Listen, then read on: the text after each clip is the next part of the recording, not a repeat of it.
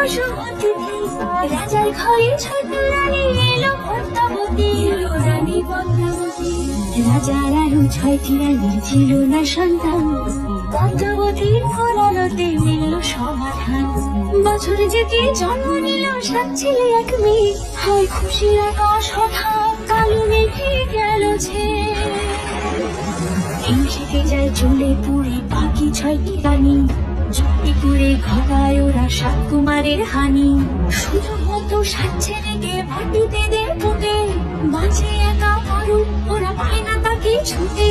ধাইমা বাজায় সেই মেয়েকে বড় করে তোলে, 7 ভাইকে পায় যে পারুল 7টি চাপা ফুলে। এত কিছুর পরেও রাজার বিপদ যে কাটে না, সূর্য নগরে সুখের সূর্য আর ওঠে না। হিংসা বিবাদ দিচ্ছে রাজনীতির কাহিনীতে, পারুল